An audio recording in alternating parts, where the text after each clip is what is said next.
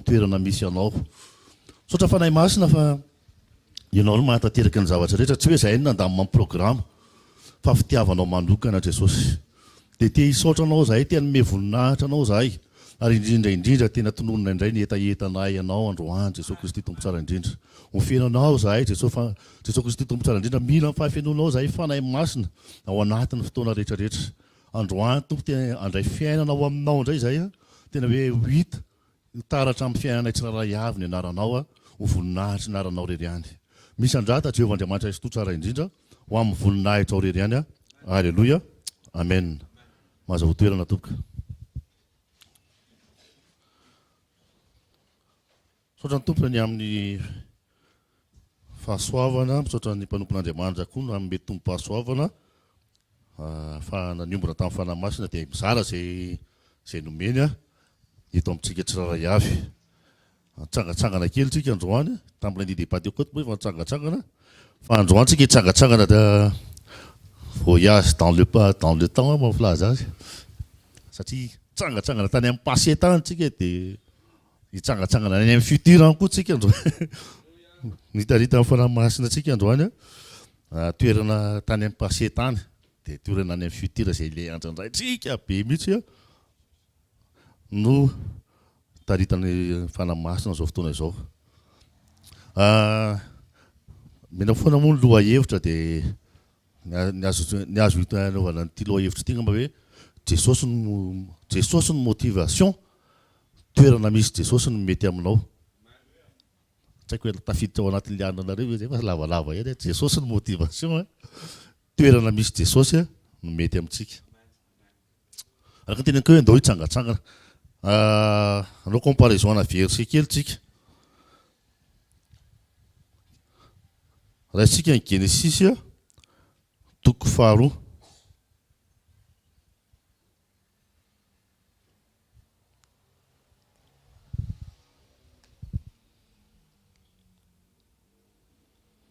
Genesis toko faharoa andininy fahavalo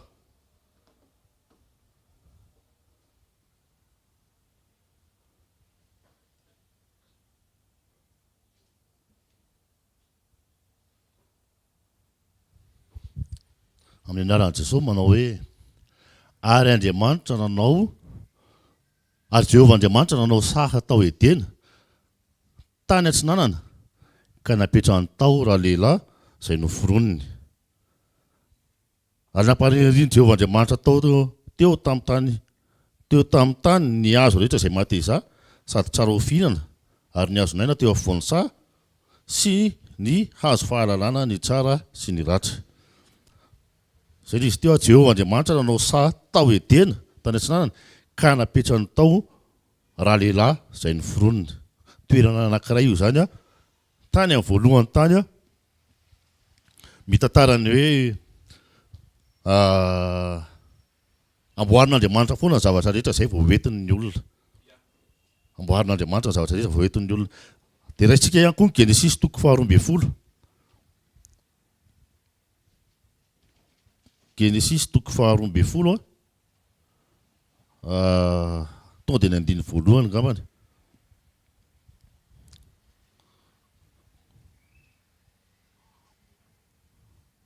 tonga dia raisitsika amin'ny andiny voalohany ary Jehovah tamin'ny Abrahama mandehala miala amin'ny taninao sy ny havanao ary ny trano ny rainao akany amin'ny tany zay asehoko anao io zany dia tonga anao firenena lehibe aho sady hitay ianao sy alehibe ny anaranao ary ho fitahiana tokoa ianao teny Jehovah Andriamanitra tamin'ny Abrahama indray io fampanantenana nataon'Andriamanitra tamin'ny Abrahama hoe misy toerana homaniko anao rehefa tany amin'ny zanak'Israely moa dia teneny hoe tany Kanana ohatry misy an'izay koa atao anatin'ny tira sy diso hoe any amin'ny tany Kananita dia io tany Kanana io hoe tany tondra-dronono sy tantely rehefa hoe mivoaka ny Egypta moa ny zanak'Israely ny tena teneny hoe tany tondra-dronono sy tantely miandry antsika zay ny nampanantenaina Jehovah ny Abrahama dia ho atsika kosa ndao amin'izay tsika resaka ny aty amin'ny momba antsika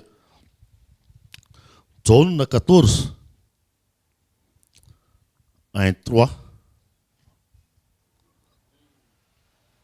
Jaune toko fahaefatra ambin'ny folo andininy voalohany ka tsy mifahatelo fa akitsika amin'ny anaran'i Jesosy manao hoe aza malahelo ny fonareo minoa an'Andriamanitra ary minoa ay koa. Ao an-tranony raiko misy fitoerana maro, raha tsy izany dia efa nilaza taminareo aho fa andeha amboatra fitoerana ho anareo. Io zany dia efa manamboatra fitoerana indray Jesosy, ohatrany tamin'izany fotoana zany. Amboatra fitoerana ho anareo aho izy. Ary raha andeha amboatra fitoerana ho anareo aho dia ho avy indray ka handray anareo ho any amiko ka izay toerako no hitoeranareo koa. Amen. Dia inona mahasamihafa an'ireo toerana anankitelo ireo tany amin'ny Genesis toko 2 aloha voalohany indrindra tao amin'ny sahy Edena. Dia manina Andriamanitra daholo ny zavatra rehetra efa vita daholo.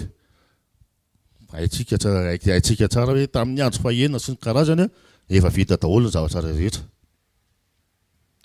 Tao daholo efa vonona zavatra rehetra ary nisan'ny avantazy anankiray tao amin'ny sahy Edena dia nisy ny présence an'Andriamanitra tao tamin'ny voalohany. Dia tao anatin'ny présence an'Andriamanitra io tao amin'ny sahy Edena io dia inona ny indro kely zay ngamba nitenenantsika anazy. Ny présence an'Andriamanitra dia communication. Ny tena hoe ny fandraisan'ny Adama tamin'Andriamanitra dia ny connaissance an'Andriamanitra, fahalalana an'Andriamanitra. Nanao communication satria mifampiresaka rehefa ohatra hoe samy ao anatin'ny sao. Dia ny fahalalana an'Andriamanitra satria rehefa nisy fotoana rehefa avy nihinana an'ilay voankazo voarara zareo dia efa fantany hoe rehefa hariva Andriamanitra mandalo fa andao hiafina. Zay ilay fahalalana an'Andriamanitra.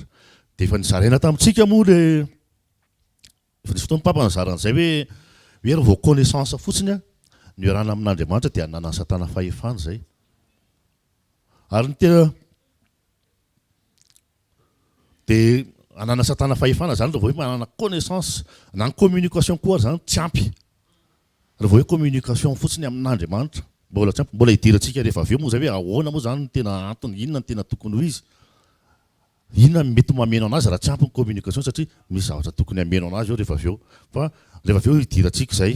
Dia araka ny fantatsika moa dia rehefa nanota, zany hoe le communication tamin'Andriamanitra zany tsy nahasakana ny olona tsy nanota e. Zay. Dia rehefa nanota ny olona dia nesorin'Andriamanitra tao amin'ny sahy Edena izy. Zay ny toerana nampanantenana nomen'Andriamanitra, nomanin'Andriamanitra ho an'ny olona tamin'ny voalohany. Dia araka ny vakitsika teo hoe tao ny azo fahalalana ny tsara sy ny ratsy, tao ny azo naina. Dia dirantsika eo hoe inona moa ireo azo ireo rehefa avy eo. Genesis toko 12 zay ilay vakitsika teo dia hoe ny tany izay asehoko anao izy an'ny Kananita.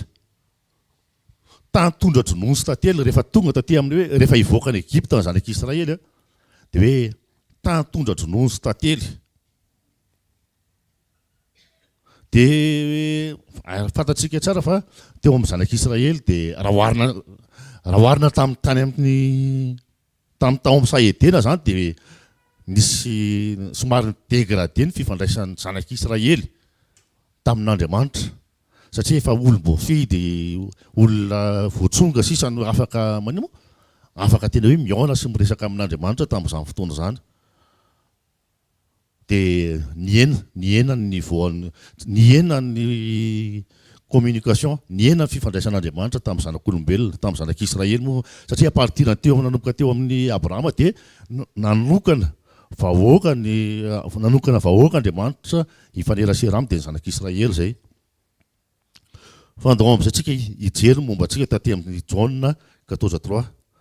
Vao tsy helitsika no niaina ny ascension sy ny Pentecoste. Inona no tenen'i Jesosy amin'ny Jaona 14:3 io? Ary raha andeha dia amboatra toerana ho anareo dia ho avy indray ka handray anareo ho any amiko ka izay toerako no hitoeranareo. Tsindriko mafy be ilay hoe ho any amiko satria zay ny toerana nomanin'i Jesosy atsika. Fantatsika ny lanitra fa feno inona any an-danitra? Feno volamena any, feno vatosoa any, feno inona any? Feno zavatra be da be.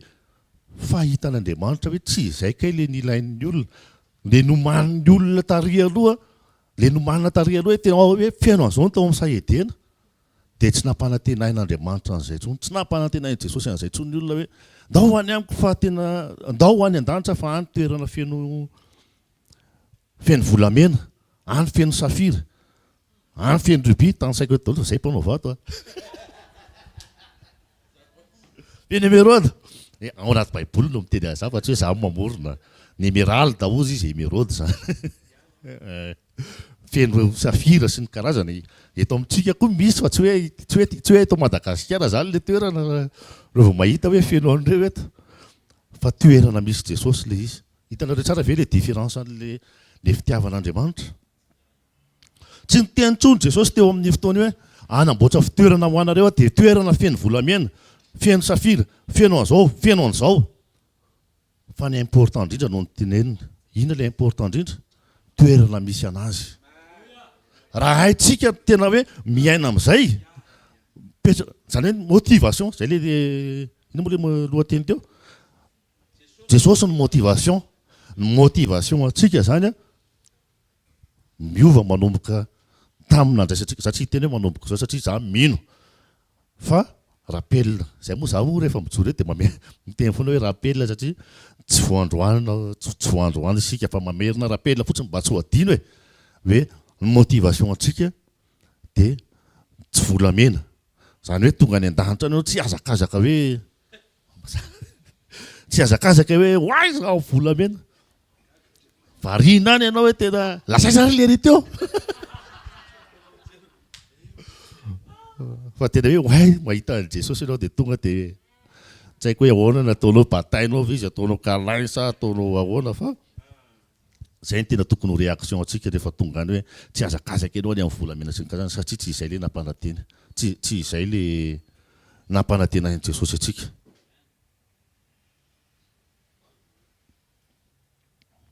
Zany hoe na dia ny miaina tena etintsika dia efa miaina an'izay zavatra izay ny tena marina. Etintsika dia efa mila miaina an'izay zavatra izay satria ohatrany hoe impossible raha ohatra ka hoe etintsika tena miazakazaka be amin'ny volamena dia tonga antsika mahita feno volamena dia tsy ho taitra. Ohatrany tsy dia lôzika ohatry izy ny fitenenana, fa misy ankiray mahatonga an'ilay izy ho tanteraka dia Jesosy ao anatintsika tsirairay dia mba lasa haintsika ny zavatra rehetra hoe lasa any amin'ny Jesosy ny motivation antsika. Zany hoe lasa tsy important aminao intsony raha amin'izao fotoana izao raha hoe misy Jesosy dia eto misy volamena dia tsy important aminao intsony io volamena io fa Jesosy ny important aminao. Jesosy ny tsara indrindra amintsika tsiraray avy. Ary rehefa mizary tsika dia ndao izay tsara indrindra izay ny zaraina. Rehefa mizary tsika dia ndao hiteny misaotra mpanompon'Andriamanitra nametraka an'izay zay fanentanana, tsy hoe fanentanana fa tena hoe message zay napetraka ny tompo tao anatin'ny mpanompon'Andriamanitra hoe Jesosy avy any Nazareta no ilainao. Tsy volamena, tsy tany feno volamena, tsy hoe lanitra feno volamena no ilainao, fa Jesosy avy any Nazareta no ilainao. Dia rehefa marina aminao ety zany dia afaka marina aminao zany rehefa tonga any an-danitra, satria izay ny tsara indrindra. Hizara amin'ny olona tsika rehefa tonga tsy fantatro na hery vaveo ala tsy hoe rehefa any amin'ny croisade, tsy hoe rehefa tonga any Fianarantsoa zay moa zao ny daty akaiky indrindra dia hoe any vao hizara, fa na rehefa aveo ary dia aoka Jesosy ny tsara indrindra. Rehefa manome dia ny tsara indrindra no omeny, dia rehefa mahana tsara indrindra tsika dia iza le tsara indrindra? Jesosy avy any Nazareta koa dia zaraintsika amin'ny olona. Amen. Ny zavatra namonjeny Jesosy atsika zany, ny zavatra namonjeny Jesosy atsika zany tsy hoe andovan'ilay lanitra feno volamena fotsiny, tsy hoe tiako misy problème anankiray matetika mahazo atsika rehefa mitory teny raha tsy te ho any amin'ny elo ianao dia zao dia zao dia zao. Fa ny zavatra tena mpananam-panantenain'i Jesosy dia eo akaikiny ianao fa tsy hoe esorina any amin'ny elo. Ny lanitra tsy fitoeran'ny pasteur Daniel moa no tena mpiteny an'ity, ny lanitra tsy fitoeran'ny olona tsy te ho any amin'ny elo, fa ny lanitra dia fitoeran'ny olona te ho any amin'ny Jesosy. Zay ihany. Dia tsika rehefa mizara dia aza mampitahotra olona hoe tsy te ho any amin'ny elo ianao, fa zara ho amin'ny olona hoe Jesosy ny tsara, ny fitiavan'i Jesosy ny tsara.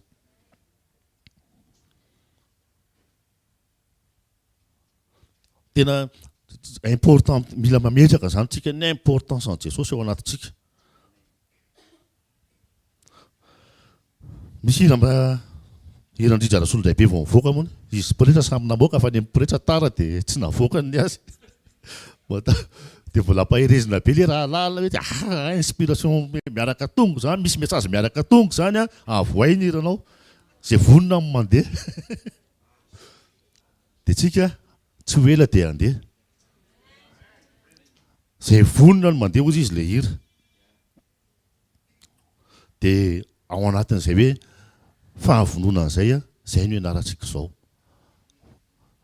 vonona avy eo ianao ny amin'ilay andeha ny atao hoe olona vonona dia ny olona miomana ahoana manahaka an Jesosy satria miverina foana izay fampianaran'izay hoe Jesosy tonga eto raha hoe famonjena fotsiny nataon Jesosy teo dia tonga dia nidina izy teo amin'ny fotoana tokony nanomboana azy teo amin'ny hazofijaliana dia nomboana izy dia tapitra vita fa nanomboka Jesosy nanomboka fiainana Jesosy mba natao modely ny fiainany natao modely ny fitiavany natao modely ny fanetretenany natao inona avy ny zavatra azo tany saina mba ho hita teny amin'ny Jesosy le fiainan'ny olona tao an-danitra fa tsy normal ampy zany Jesosy olona endry tsy normal izy hoe zavatra momboana teo amin'ny hazofijaliana ve ny tena ilana dia inona ny idinako ny 30 taona fa misy zavatra nianarany tao misy zavatra naseho any tao dia mila ianarantsika tsara avy naseho any teo araka ny tenena teo fa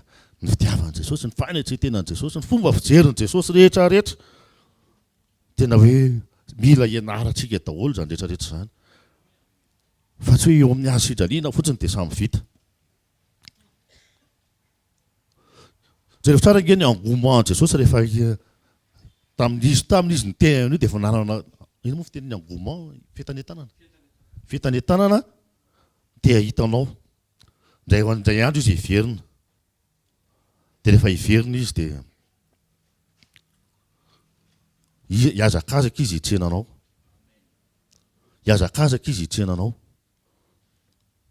tsy andriny inona dikan'izany miazakazaka zany sady mitsena tsy vitany hoe mitsena fotsiny iny efa iny le ry aloha ry tsenako eny fa tena hoe hitsenanao izy eny amin'ny rao any lanitra izy ny hitsenanao tsy andrasany fotsiny jefa tsara ny fampakaram-bady aty amin'izao tontolo izao amin'izao fotoana izao rehefa ao am-piangonana ny olona dia rehefa andeha ny mariazy dia efa le rahalahy zany efa le aty amin'ny alitara dia efa le miandry dia miala vany le razavavavy dia miditra dia le rahalahy eto fotsiny miady miresy ny karazany fa neny Jesosy anie tsy izay neny Jesosy tsy izay fa hitsenanao izy inona sy inona n'izany Jesosy hitsenantsika zany inona ny dikan'izany tsy andriny anela izy tsy andriny Jesosy ny hitsenantsika tsara avy tsy andriny Jesosy ny hampiakatra antsika tsara avy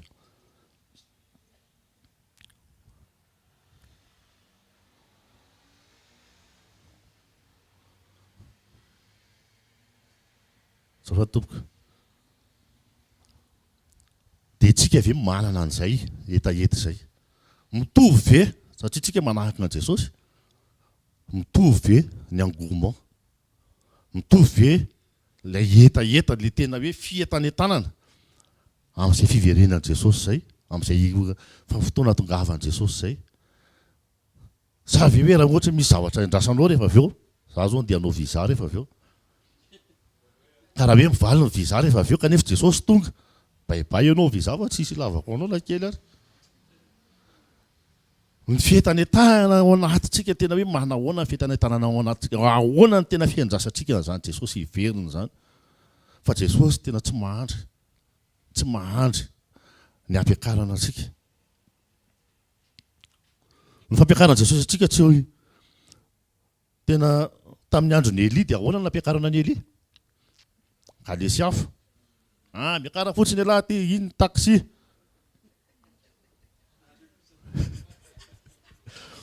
iny taxi dia miakara ao anatiny iny dia andrasako aty ambony aty tsy izay tamin'ny andro ny Elia zay inona alefa ny taxi moa izy le cousinko zay moa hoe tsisy taxi moto tamin'izany dia taxi afo zany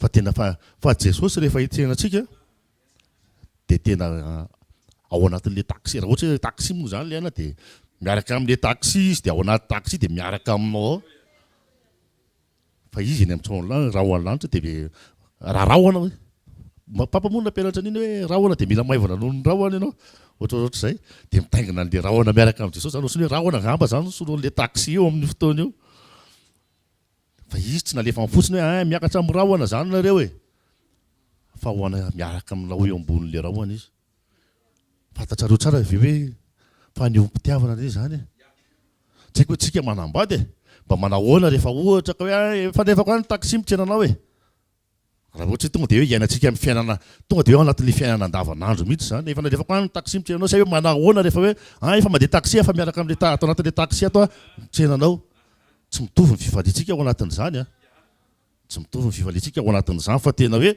ay ndry tato nanana eo ma tsy mba mety miova ny lalana daholo mba hiaraka hinana hanina kely nanana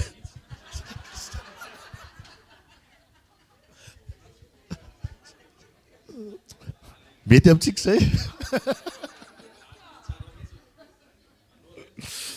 alleloia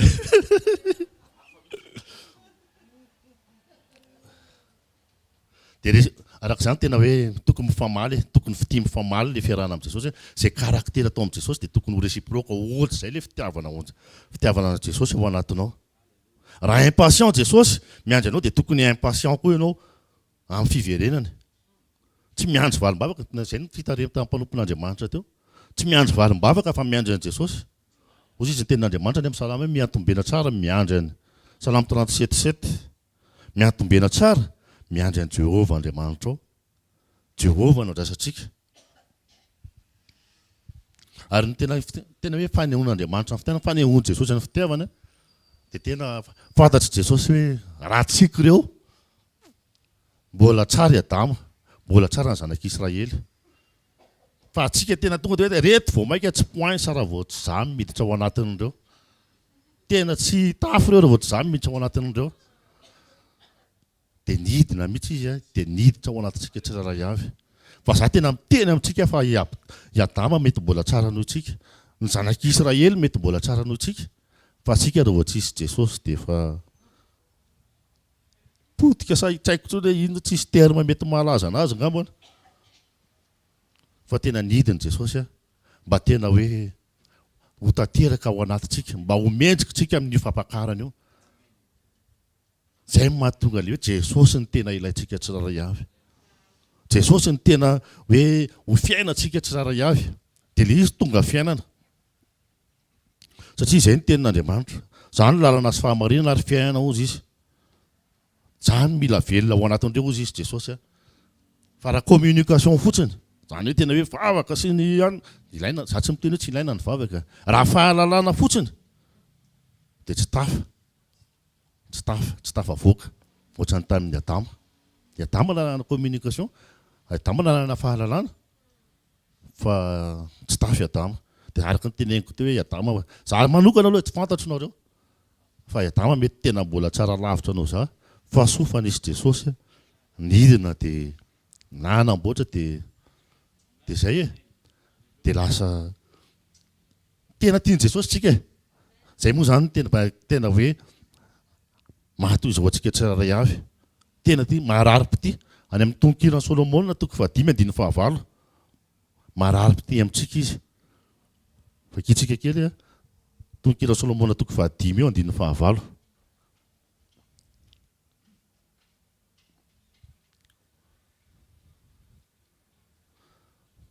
mampianiana anareo aho ozy izy ny zanakavavy ny Jerosalema raha mba hitanareo reny malalako dia ahoana no lalazainareo aminy laza ho azy fa marary-pity marary lasa lirana Joseph tafina eny tady aferiko mampianiana anareo aho ry zanakavavy ny Jerosalema raha mba hitanareo reny malalako dia ahoana no lazainareo aminy lazao fa marary-pity aho marary-pity aminao Andriamanitra dia jerevany hoe inona ny tsy complet inona ny tsy nety tao amin'ny Saedena inona ny tsy nety tamin'ny zanak'Israely tia ny famenony tsy maintsy zany famenony tsy maintsy zany mameno anazy dia nidina izy dia kapohana sy ny karazany de nidina izy de niditra atao anatintsika tsirairay vonono ny tena teo moa le hoe niemotra ny sasany satria tsy nahazaka an'le fampianarana fa tsika amin'izao fotoana izao mahazo tombo be mihitsy satria nahafantatra ny fampianarana de miaina miaraka amin'i Jesosy. Nidina izy de nisy aina nafony ny ainy de ohatr'izay koa araka le nitenena teo misy réciprocité tsika ave mahafoy inona ny afotsika za aloha tsy hiteny hoe aina satria mety mbola combat be amitsaraka tsirairay avy na zahary mety mbola combat be zany hoe tena hoe mahafoy ny aina ho an'i Jesosy nefa tena tsy maintsy izay ny fahamarinana tsy maintsy izay no marina amintsika tsirairay avy araka le fantena teo rehefa Jesosy no marina ao anatintsika de lasa haintsika izay hoe mahafoy ny aina zay. Nisy aina nafoy tao tamin'ny tany amin'ny Sahedena de Genesis toko faharoa teo averitsika kely azafady Genesis toko faharoa andininy fahavalo teo sa fahafiry iny tamin'ny tao amin'ny Sahedena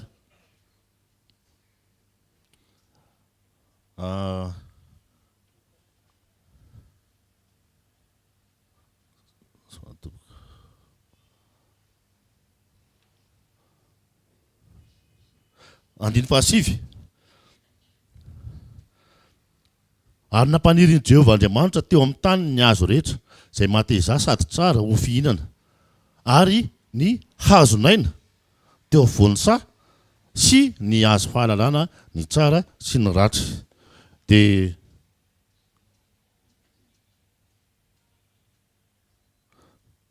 andiny fahinana amby folo ary Jehovah Andriamanitra nandidy andra lehilahy ka nanao hoe ny hazo rehetra amin'ny saha dia azonao hihinanana ihany fa ny hazo fahalalana ny tsara sy ny ratsy dia aza hihinanana. Inona ny hazo tsy azony hohanina? Ny hazo fahalalana tsara sy ny ratsy. De rehefa nihinana an'io hazo fahalalana tsara sy ny ratsy io i Adama ny zanak'olombelona de nafenin'Andriamanitra le hazonaina nafenin'Andriamanitra le arbre de vie de nahatonga rehefa avy nihinana ny hazo fahalalana tsara sy ny ratsy ny zanak'olona io zany le connaissance io izay le tenena hoe le connaissance dans zay be hoe manana connaissance fotsiny fa tsy manana le hazonaina le aina satria izy ny vie chemin la vérité la vie ozy izy ny ten'Andriamanitra izy zay Jesosy de tany amin'ny Genesis moa zany de nafenin'Andriamanitra aloha mba tsy hinanan'ny olona ohatrany hoe lasa velona mandrakizay anaty fahotana ny olona raha mbola nihinana tamin'le hazonaina tamin'izany fotoana zany. De rehefa nanao fanatitra fampihavanana amin'ny jevo tsara ny fahadisoany izy moa ny fahadisoany Kaina tsy de hoe le zavatra nomeny loatra fa efa nisy modèle fanatitra fampihavanana nge nataon'Andriamanitra namono ondry izy ho fampihavanana satria tsy afaka nyseho teo anatrehan'Andriamanitra tsony ny olona ratsy ny tafododranak'ondry fa tamin'izany fotoana talohany io de ohatrany hoe ravikazo no nampiasain'ny Adama sy Eva nanakomana zay fahamenarana de tsy nety tamin'Andriamanitra le izy tsy mety ravikazo fa tsy maintsy misy aina de zay natonga ny fanatry Kaina tsy nekena satria tsy nisy aina tao anatin'le izy ary tsy nanaraka an'le fampianaran'Andriamanitra le izy hoe raha te ionamiko de tsy maintsy misy tsy maintsy le zanak'ondry no tafianareo fa tsy afaka miaona amin'Andriamanitra raha tsy mitafy an'le zanak'ondry.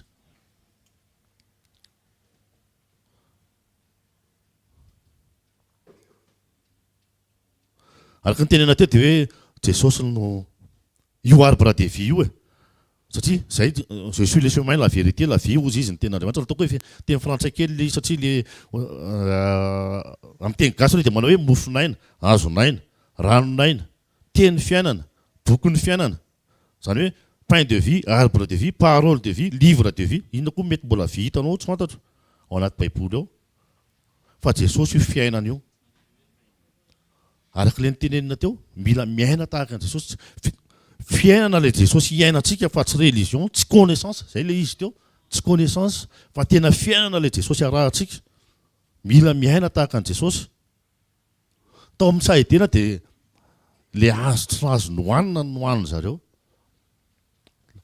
tsisy niteny mihitsy tao hoe tsy azo hohanina nie le arbre de vie tsisy niteny mihitsy tao hoe tsy azo hohanina nie le hazonaina fa le zavatra nytenen'Andriamanitra tsy azo hohanina no hanina io ny tsy ampitao edeny io fa raha ohatra ka nihinana an'le hazonaina ry zareo lama be tsika satria tsy azo ny devolony idirana ntsony mihitsy tsy azo ny devolony idirana ntsony ny fiainantsika rehefa ohatra ka hoe nahana an'le hazonaina nahana an Jesosy tany amin'ny Genesis zany dia mety possible tena hoe nahana an'le fiainan'i Jesosy tsika dia tsy azo ny Satana ny idirana ntsony fa dommage moa diso ny safidiny zanak'olombelona tao edena zany tena tsy velona tao anatiny rehefa tsy nanana an'le hazonaina dia tsy ampy ny communication sy ny théologie connaissance théologique fa fiainana ny tena ilayntsika ary ny hazonaina tena azo nohanina any amin'ny apokalypsy toko faharoa andininy fahafito dia miteny hoe mena amin'ny hazonaina azo hohanina zany io fa tsy azo nohanina akory io izay manatsofina aoka izy hiaino izay lazain'ny fanahy fiangonana izay maharesy dia avelako hihinana ny avy amin'ny hazonaina izay ao amin'ny paradisan'Andriamanitra azo nohanina io azo io fa diso ry zalahy diso an'le zavatra nohanina izy apokalypsy 22:14 koa ny azafady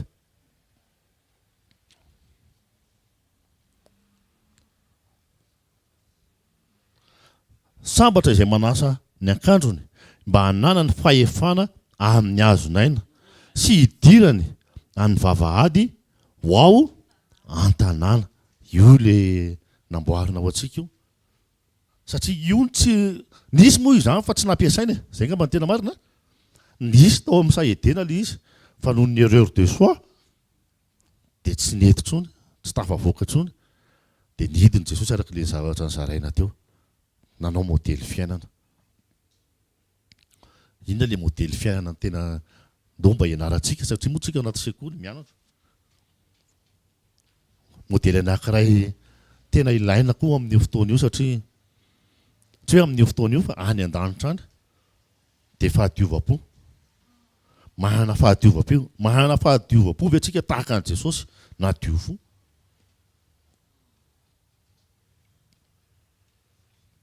tena tonga dia ataoko mahitsy be hoe raha tonga any an-danitra ianao ka mahita olona anankiray eny an-dalana eny olona tsy mifankahazo aminao mihitsy dia nefa samy efa tonga ao an-danitra dia inona ny réaction anao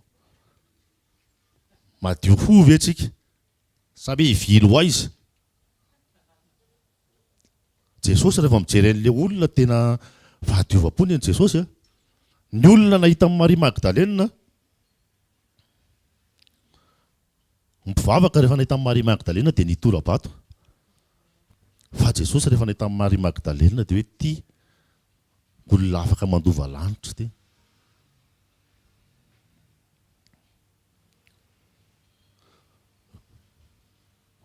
manahoana fahadiova-pontsika tsara ihany tena tena lesona be nianarana tato ato moa zahay ho anay manokana hoe tena mila manana fahadiova-po amin'ny olona rehetrarehetra ohatra hoe zao nanao visa dia tsy hoe réfugié dia hoe tena hoe maloto fo be amin'le consulat fa tena hoe mila madio fo kako aloha ny teneniko fa tsy fantatry nareo hoe inona mahazo ao any fa tena nampianarin'i Jesosy satria nisy fotoana tena nanana ny fanahiny Eli dia andatsakafo latsaovaratra ohatsy nisy terme nainoka zay maloha hoe latsaovaratra tsy tadidiko hoe taiza nainoka zay dia tonga dia miverina tato anatiko izy hoe zay le fahadiova-po za moa tsy ny teny an'le olona hoe mila madio fo fa tonga dia za hoe za mila mianatra madio fo hoe zay latsaovaratra zay le fanahany Eli zay dia ohatr'izay antrempetera sy madio miresaka vetrozenina miverina anaty vetrozenina kely indray tsika ao anaty baiboly ny vetrozenina zany antrempetera sy madio tena gidra be satria ny ankiray taketra tena hoe aloavo vola fa ratsy zany la gadraiko. Dia ny anankiray ilay takiana etra hoe tena higadra zany ty zany ny anagadra anahy. Avy eo nefa rehefa tena mandeha, rehefa tena nampiarahana Jesosy, tsy maintsy nadio fo teny an-dalana izy mirahalahy. Lesona be ny fahadiova-po. Ary izy tena ilaina na tonga any an-danitra ary, fa sao dia ianao indray nitondra fianonana any an-danitra any. Tsy mety amintsika zany. Fianonana angeny nandravana an'ilay lanitra voalohany. Zay ny tena Andriamanitra hoe hanao lanitra vaovao sy tany vaovao a. Efa nampianarina antsika angamba zany. Rapelina kely indray hoe natao lanitra vaovao satria efa noloton'ny Satana ilay lanitra voalohany tamin'ny fianonana. Ary zay ngeny namitany an-tany aloha tany hoe comme Dieu ozy izy, vous serez comme Dieu. Fianonana dia tandremo vis-à-vis amin'ny olona rehetra mihitsy. Ndao tsika adio fo. Fa tena ilaina io. Reny olona rehetrarehetra reny nge izay hita tena ho anay aloha dia mivalideny Jesosy. Boto mivalideny Jesosy ohatry izy amin'ny fitenenana rehefa eny amin'ny misy mazava eny. Boto dia mivalideny Jesosy. Dia ohatra reny olona rehetrarehetra reny ihany koa rehefa tonga any an-danitra any izy dia efa mivalideny Jesosy izy izay. Fa sao dia eny ianao hoe ty, sao dia any an-danitra ianao niteniteny hoe dinge Jesosy ohatr'ohatr' izao ty any ty. Fa matoa izy tonga any efa mivalideny Jesosy izy izay. Efa Jesosy no nampiditra azy tany. Tsy manana ninona intsony ilay zavatra nataonao taty. Marina fa eo hofoanana rehefa tonga miditra vavahady lanitra, hofoanana ny alahelo sy ny karazany. Fa tandremo ilay toetra dia n'izao e. Satria rehefa avy eo antsika mety fiainan-danitra ny iainantsika à partir ny rehefa avy eo indray miaina ny fiainan-danitra isika. Efa mivalideny Jesosy ilay olona nefa ianao mbola manendrika. Tsika mbola manendrika. Dia rehefa misy Jesosy ao anatinao, izay ilay nitenenina teo hoe ilay izy tsy possible mihitsy. Tsy poinsa mihitsy rehefa tsisy Jesosy, dia mahay mivalide koa ianao. Resaka izay teny an-dalana tamin'ny nakaty teo hoe tena misy olona ne ireo mpivaroteny ireo nge misy olona nanao ohatr'izany hoe tena za tsy tiako fantatry ny zanako. Hoe tia ny asako ny zanako nefa efa melehibe.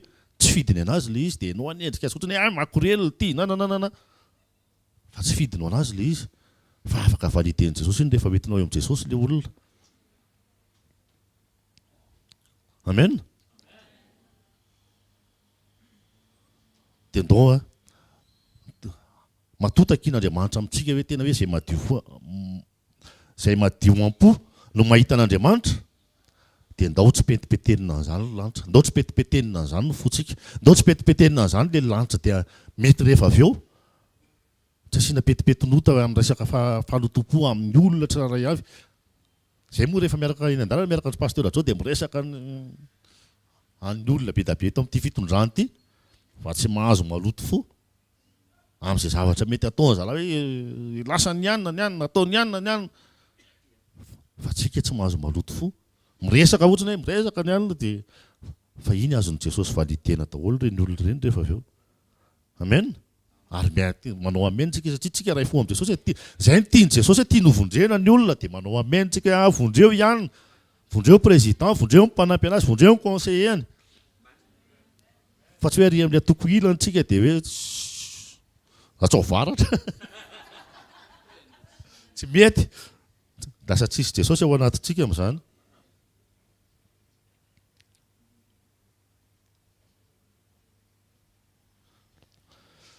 Mialatsy fa somary manjavozavo kely ihany satria mazava be ilay ihany etsy. Manana toetra anankiray averimberina ihany koa dia hoe ny fanatrintenan'i Jesosy. Tonga dia asiako mafy ny pasteur eto hoe tsika tsy hoe pasteur dia anao croiser les bras bravo rehefa tonga any an-danitra any. Satria mandova lanitra tsika dia any an-danitra mandeha ny fiderana. Dia tena ifonako ity satria izay ny hitako aminay pasteur. Rehefa mandeha ny fiderana dia bravo, bien. Ny olona tsy nefa efa tena dijideny efa mandefa an'ilay joy overflow. God joy. Ianao bien, bravo. Tsy izay ka. Satria ilay toerana manana an'ilay toerana na ohatrany hoe toerana hoe tena fa rehefa hoe fifaliana misy Jesosy eo dia ndao. Ndao tonga dia tena hoe izay atao Jesosy nge olona mitsinjaka miaraka amin'ny olona hoe Jesosy mitsinjaka hoe tena tonga any an-danitra ianao te hoe tena zay ngeny hoe fifaliana be any an-danitra rehefa hoanina. Dia izy tsy fifaliana hoe tonga soa.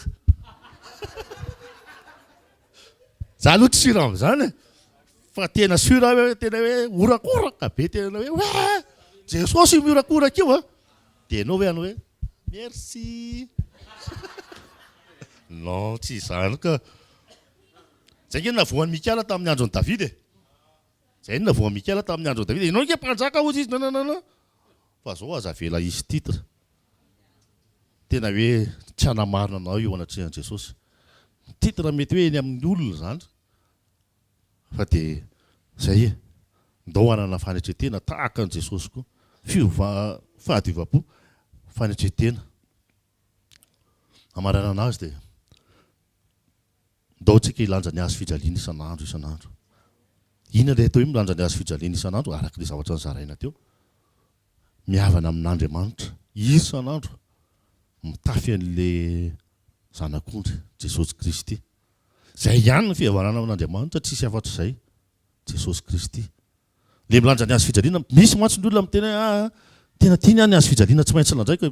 Tsy fantatro hoe inona moa izany ohatra hoe vady maditra ve sa inona tsy fantatro izay tiany any azy fijaliana tsy maintsy lanjaiko ka ny tena azy fijaliana lanjainao dia tsy ianao tsy milanja ny azy fijaliana isan'andro, mihavana amin'Andriamanitra isan'andro.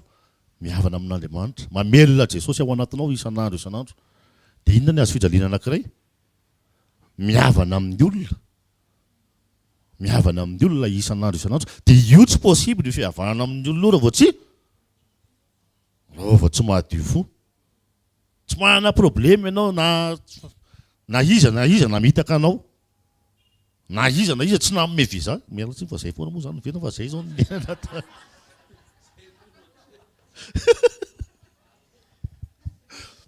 tsara Jesosy. Ny iza ny atsaiko hoe inona avy mety hoe tena hoe adina atrehanao nataon'ny olona. Fa zao mila mihavana amin'ny olona iny isan'andro ianao. Milanja ny azy fijaliana isan'andro tsika tsirairay avy. Mihavana amin'ny olona rehetra. Satria izay Jesosy. Mihavana amin'ireny ianao satria rehefa tonga any an-danitra ianao araka ilay niteneniko tany am-boalohany teo rehefa antso hoe ny vadinao ihany no hitanao fa ny olona rehetra. Dia rehefa mifaly ny olona dia ataonao kalainy daholo ny izy rehefa tonga any an-danitra any. Fa tsy hoe fotsiny salia pise. Tsy izay ka tsy ampitsony izany tsy izay intsony ilay zavatra any.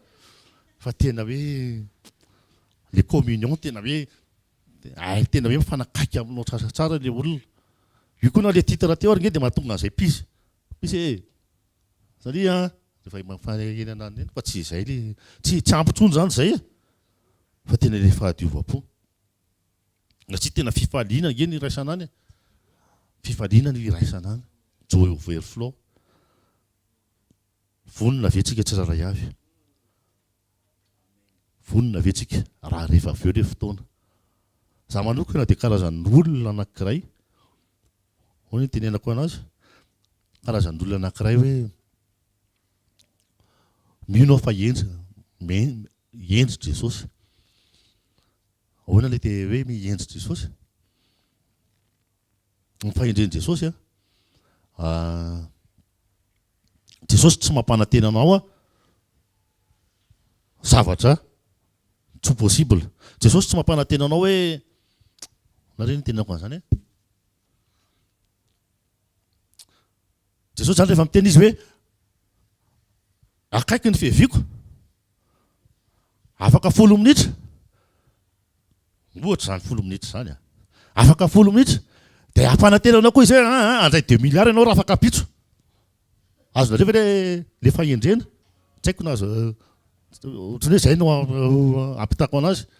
Fa rehefa miteny Jesosy hoe ho avy afaka rehefa avy eo dia tena le rehefa avy eo no ampanantena anao fa tsy ampanantena anao zavatra tsy hoatrehanao akory izy. Dia ao anatin'izany aza alefa ny amin'ny zavatra hafa intsony ny sainao. Hoe Madagasikara 2090. Za tsy hoe manana Madagasikara hoe tsy tafavoaka ty na inona na inona. Fa ndao rehefa hoe ho avy Jesosy dia ndao inoantsika. Ndao inoantsika hoe tena efa akaiky Jesosy dia ndao tena le Jesosy akaiky. Za sûrement tena sura tamin'izany hoe tamin'ny andro Noa namboatra ny ino sambo fiara. Dia tena zavatra ny fatohan'ny Noa dia tena hoe nizara tamin'ny olona hoe tena ndao reto hiverina amin'Andriamanitra sy ny karazany. Hoe ndao hiakatra ao anatin'ny sambo fiara. Fa tsy nanam-panatety tsy nanetany Noa hoe zao na zao zavatra hafa mety mbola azonareo atao. Dia ndao tsika hizaran'izay. Ndao Jesosy ny zaraina aman'olona. Ndao Jesosy ny tena zaraintsika eny an-dalana eny.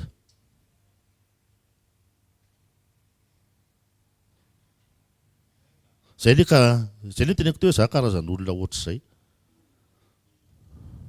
Karazan'olona ohatr'izay hoe rehefa miteny Jesosy akaiky izy dia tena akaiky izy. Za tsy miasa saina any amin'ny 2030 zany. Ino moa fisandratana 2030 moa le taloha ireny sa ina tsy fantatro. Tsy miasa saina any amin'izany fa ny amin'ny rehefa avy eo foana dia ny amin'ny rapitso sy ny rafakapitso ny amin'ny ity taona ity. Raha faran'izay lasa lavitra indrindra. Rehefa tonga indray ny taom-baovao dia efa amin'ity taona ity indray. Tonga indray ny taona amin'ity taona ity indray. Isak'izay mandeha ohatr'izay foana. Fa za tsy miasa saina amin'izay hoe tena hoe ampanantenanao vao tsy haiko hoe ohatrinona zay hoe sifra teneninao dia inona ny devizy tononona hoe afaka 10 taona. Any zany hitatsika.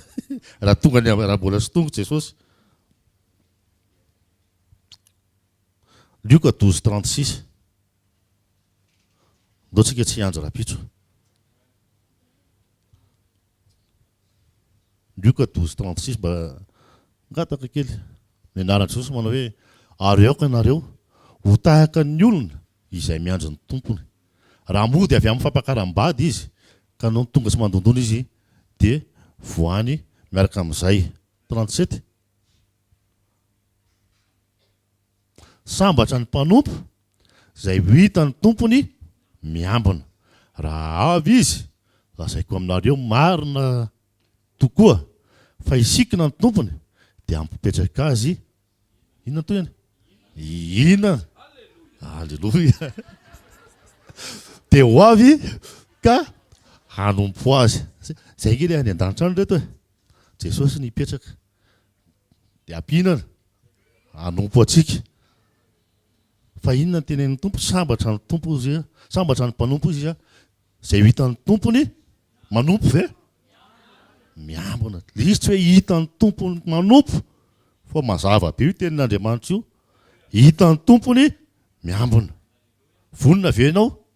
Zao dia zao aza miandry rehefa avy eo. Aza miandry rapitso. Fa andro any miambina. Le miambina koa nge tsy zavatra alina fa milay be. Mialatsiny amin'ilay fiteny. Fa matsiro le miambina e. Ilay izy tsy araka ilay tena hoe ilay izy tsy hoe sambatra ny mpanompo izay hitan'ny tompo manompo. So dia mitotototana anaty fanompona any. Fa izay hitan'ny tompo miambina. Miambena. Ndao tsika hiambina. Ny andro sy ny ora no tsy ampoizina. Raha toy izy ao ambany eo ngamba misy miteny amin'izay io dioko io. Ny andro sy ny ora no tsy ampoizina. Fa ny vanim-potoana fantatra. Ary araka ny efa niteneniko. Araka ny efa niteneniko teto fa nisy fotoana dia ao anatin'ilay vanim-potoana tsika izao. Ohatrany tamin'ny andro ny zanak'Israely. Ny andro nivoahana tao Egypta, ny ora nivoahana tao Egypta no tsy fantatra. Fa ny vanim-potoana nivoahana ny Egypta vao mipotro Mosesy dia fantatra hoe tsy hoe tsika dia hivoaka. Dia ohatr'izay koa ny amin'izao. Efa betsaka amin'ny famantarana mandeha. Tonga ny fisofana ny andro mara tao tao Egypta. Lasa daholo amin'izay zanak'Israely iray manontolo. Mivoaka daholo amin'izay. Ohatr'izay ihany koa ny amin'ity fotoana ity. Ny amin'izao fotoana izao fa tsy hoe ity fotoana ity. Eny mety afaka atao ity fotoana ity. Rehefa tonga rehefa maneho ny andro mara dia ity fotoana ity zaniko. Miandry andro mara maneno tsika ohatrany zanak'Israely niandry andro mara naneno tamin'ny hivoaka ny Egypta. Ao anaty vanim-potoana tsika izao ry havana. Ndao hiandry an'ilay andro mara maneno. Ndao hiambina tsara. Ao anatin'ny taonjobily satria tonjobily moa voahan'ny zanak'Israely tao anio tao Egypta ao anaty tonjobily tsika zao eno tsara ny feon'Andriamanitra fa sao dia efa haneno sao dia efa haneno amen ndao tsika hiambina ao anatin'ny fiambenana dia le Jesosy mila velona tsara le Jesosy mila miseho tsara eo amin'ny fiainantsika tsara avy le Jesosy mila hitan'ny olona eo amin'ny fiainantsika tsara avy na moa na eny ampitondrana fiara eny na mezaka madio fo amin'ny moto mihitsy misy nanagata le mpanompon'Andriamanitra alleloia mezaka madio fotsika tena hoe madio tena mila zay fa tena rehefa ao anatinao Jesosy dia hainao io madio fo amin'ny moto io tena samy hafa mihitsy zany mitondra tomobile mivavaka meloha mitondra tomobile sy tonga dia hoe mitondra tomobile ndao fa rasa fa hafa ny réaction eny an-dalana eny tsy mitovy fa rehefa hoe le Jesosy mandray an'le volant calme tsara fa raha voinao mandray an'le volant dia le zanakao reny pata ndao tsika hiambina na eny ampitondrana fiara raha vao mahita moto misisika dia fa calme zay le fiambenana zay zay le fiambenana zay tsy hoe manao intercession hoe tena hitokana ry ananina ry dia dalalala fa tena zay ny fiambenana zay misy olona manao zavatra tsy mety aminao eo madio fo milanja ny azo fijaliana hoe miavana amin'ny olona rehetra isan'andro zay le milanja ny azo fijaliana isan'andro tsotra n'Andriamanitra tsika ny amin'ny fahafahana tena hoe ahoana fitena zany nanaitra atsika namerina nanaitra atsika ao anaty fiambenana namerina nanaitra atsika ao anaty fiomanana mba ho vonona tokoa tsika fa zay vonona mandeha vavaka tsika raha amin'ny anaran'i Jesosy misaotra anao zahay satria misy fahamarinana indray ny teneninao tianao ahitana anay tomba tsy hoe fahamarinana fotsiny hoe fantatray tsy hoe fahamarinana fotsiny hoe hainay fa tena misy fahamarinana zarenao tianao ho hita ty anatinay tianao ho fiainanay Jesosy Kristy tompo tsara indrindra dia le ianao manaiky ny hiditra taty anatinay misaotra Jesosy fa ianao ny kapasité misaotra fa ianao ny fahafahana misaotra ny amin'ny fitiavanao Jesosy satria fantatrao fa hoe raha izahay dia tsisy nininina raha izahay dia tsisy nininina azo natenaina taminay fa ianao ny nidina dia ananao fanantenana ty anatinay tena hoe olona hotsenainao tomba zahay tena miandry an'izany tena homany foana ny sainay isan'andro Jesosy Kristy tompo tsara indrindra tena hoe olona vonona amin'ny fiverenanao homany foana ny sainay isan'andro isa-drekondra isa-minitra tena hoe miandry anao Jesosy tsy miandry valim-bavaka zay tsy miandry tena hoe toerana feno volamena zay fa tena tononay anaty vavaka Jesosy ianao no ilainay tononay ao anaty vavaka Jesosy tena hoe ianao no atenainay ho hitany amin'izay toerana namboarinao anay marina fa feno fahatsarana ny feno zavatra tsara any fa dian'izao Jesosy dia efa tefenay ny fonay tena hoe ianao no ilainay ho hitany amin'ny toerana ianao no ilainay ho hitany an-danitra any Jesosy dia ianao koa no ilainay ety amin'ny fiainana ety Jesosy misaotra anao zahay satria ao aminao ny fahatanterahany zavatra rehetrarehetra misaotra anao Jesosy satria fitiavanao dia toy izao zahay misaotra anao Jesosy satria fitiavanao dia nampianao zahay ary tena hoe vonoanao momba ny tenana iray manontolo dia ianao no miseho Jesosy Kristy tompo tsara indrindra aoka ho fahamarinana zany Jesosy ary zany fahamarinana rehetra izay nozaraina teto androany mino izahay fa nampahafantarinao zany dia hita aminay tsiraray avy ho hita ao amin'ny fiainanay tsiraray avy ny fanetrehetena ho hita ao anatin'ny fiainanay tsiraray avy tompo ny fahadiovanpo ho hita ao anatinay tsiraray avy ny fitiavana ny olona rehetra tahaka ny tiavanao anay ihany koa Jesosy Kristy tompo tsara indrindra misaotra Jesosy fa ianao no mivalide anay tsiraray avy misaotra fa ny rahanao no manadio anay tsiraray avy misaotra fa ny teninao mametraka fahavelomana ilay parole de vie velona ty anatinay dia tena hoe ho hitan'ny olona izay ho fahavelomanao manome voninahitra anao zahay mankasitraka Jesosy fa tsisy hainay zany rehetrarehetra zany dia androany zay iombona aminay indray ikambana aminao ilay fototra zay dia tena hoe ao aminao ny ahaizanay ny zavatra rehetrarehetra misaotra indrindra Jehovah Andriamanitra izy totsara indrindra amin'ny anaran'i Jesosy Kristy velona avy Nazareta alleluia amen mahazo toerantsika itiakintsika andraisantsika isaorantsika n'Andriamanitra sady andraisantsika ny mpanompon'Andriamanitra tiaka mafitsika an Jesosy tiaka mafitsika an Jesosy satria tsy avelan'Andriamanitra atorotoro ny fiainam-panahintsika tsy avelan'Andriamanitra ho varim-barina isika ary nomen'Andriamanitra ny vahaolana androany dia ny fanovana ny motivation. Mazava tsy ny zavatra entina mambavaka aomby fa le motivation mihitsy ny tonga dia kitian'Andriamanitra fa tokony ho izy no motivation anao ary toerana misy Jesosy ozy izy no mampety antsika. Dikan'izay raha tsy makany an-danitra ny tompo fa mifindra toerana tena amin'izay toerana misy azy indray antsika no mandeha sy mangeta entiny andeha ary mahatamana antsika. Amen. Raha misy olana eo amin'ny fiainanao zany dia aza iny aloha ny mpanjinina fa le olana nasain'Andriamanitra mivahana aloha vao tsy zavatra le izy fa Jesosy. Ary na ny fomba fanatonanao an Jesosy ary rehefa mivavaka ianao dia tsy le zavatra. Hitanareo amin'izay misy zavatra hitsina mihitsy. Androany zany tsy hoe atosika ny vavaka ao mba hivaly fa hovaina mihitsy le fafana mivavaka mba ho Jesosy no etaetantsika.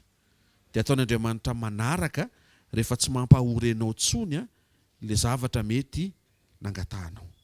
Avereny hoe Jesosy hoe fa tsy zavatra hoe. Avereny farany Jesosy hoe fa tsy zavatra hoe. Dia hoeto amin'ny Jesosy foana ny fonao, ny fotom-pisainanao. Hoeto amin'ny Jesosy foana rehefa mitady hiverina any amin'le mangataka zavatra indray. Dia tsy hoe tsy hangataka zavatra amin'ny tompontsika. Ao aminy misy ny rehetra fa melohan'le zavatra dia fantary fa ny teny ilainao tsy zavatra fa izy. Dia zay zany zao ny vahantsika manomboka androany.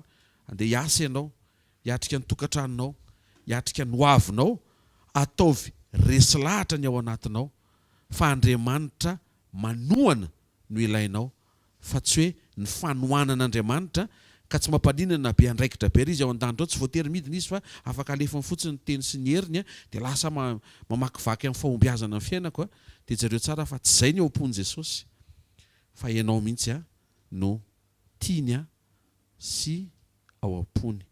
Tsy maniraka taksi izy ho anao fa izy mihitsy no mitsena anao. Tsy anjelo ny rano fa afaka manao an'izany izy. Ray aman-dreny be andraikitra be izy eo amin'ny fiandrana fotsiny maniraka hoe Gabriel makapa any 3 dia tsy anao izy. Dia tonga avany ny anjely 3 mitsena anao. Fa izy tsy anjelo mitsena azy ka. Za mihitsy no mitsena azy. Dia zay koa mahatonga anao rehefa sekoly marina tsy mampitondra mbavaka eto mbavaka ao zay. Ianao mihitsy mila tonga eto. Dia tsika hitsangana isotra ny tompo fa lasa daholo ny zavatra rehetra anatin'izany.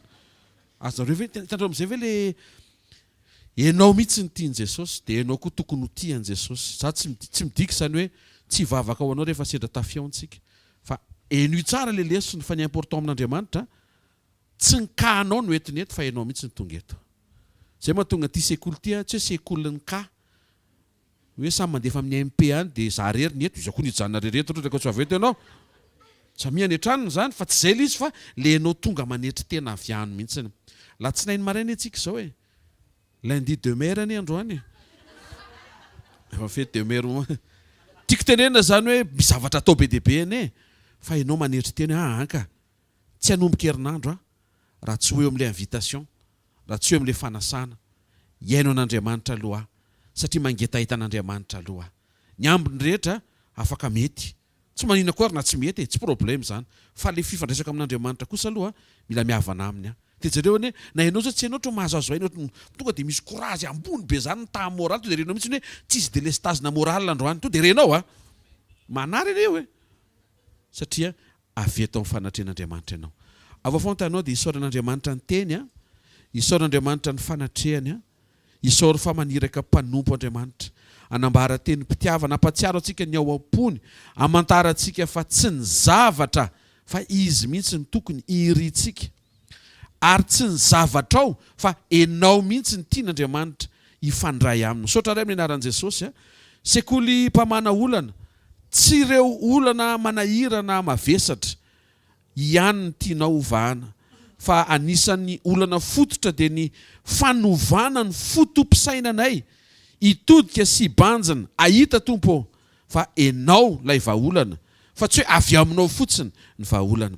Androany zay Jesosy tena privilégié satria manomboka herinandro vaovao dia eto amin'ny fanatrehanao tsy enainao miaraka amin'ny teny atsanganao ampaherezinao ampianarinao vanginao ary mino zay fa valianao vavaka hovainao ary misaotra fa ny fanatrehana rehetra zay misy ny teninao sy ny herinao dia fanatrehana misy fahagagana mety tsy ampozina ny zavatra efa ataonao eto sy efa ataonao any amin'ny tontolo-piainany tsiraray avy any ambadibadika any efa miasa ianao ary mino zay fa ho tontolo andro feno ny fahasoavanao sy ny famindram-ponao indray androany saotra ray aminaran'i Jesosy mangataka ny fanampiana feno avy amin'ny fanahinao zay ay ametraka mandrakariva amin'ny androm-piainanay na ny fiainam-panahy na ny fiainatokantrano na miasa mandraraha ny fianarana sy izay rehetra mahakasika anay ny projet ny faniriana ny fikasana ny fikarakarana maro samihafa fa tsy tokony ho any amin'izay ilainay hita maso fa any aminao afaka manome an'izany ny tokony himasoanay satria ianao tsy aniraka kalesy hafa hitsenanay fa enao mihitsiny